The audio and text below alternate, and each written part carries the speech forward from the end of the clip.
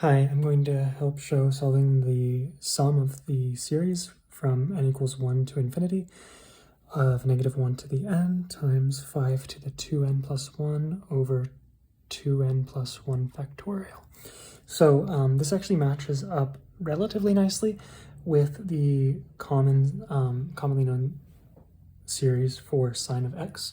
So sine of x is equal to the sum from 0 to infinity of -1 to the n times x to the 2n plus 1 over 2n plus 1 factorial. So the differences between this and this formula for sine of x is that our x is going to be equal to 5, and we're going to have to re-index because the n's are different here. So when we do that, we're able to plug in sine of 5, and that is what this series would equal if n was equal to 0. But n isn't equal to 0, so it's equal to 1. So what that means is we're going to have to subtract the first term of this series at n equals 0, because these series are the same. Once sine of x gets to n equals 1, going forward, it would equal this series. So we just have to subtract the first term.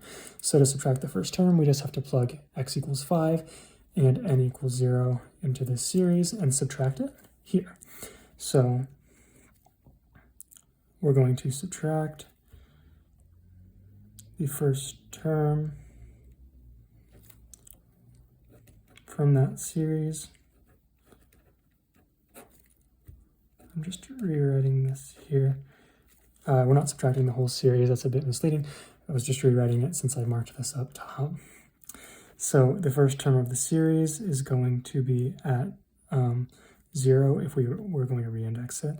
But so -1 to the 0, 5 to the 2 times 0 plus 1, all over 2 times 0 plus 1 factorial.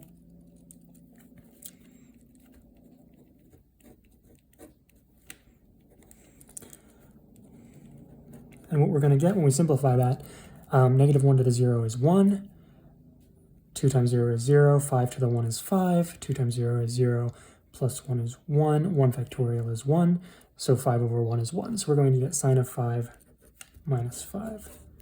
And that's the solution to that problem. I hope that that was helpful.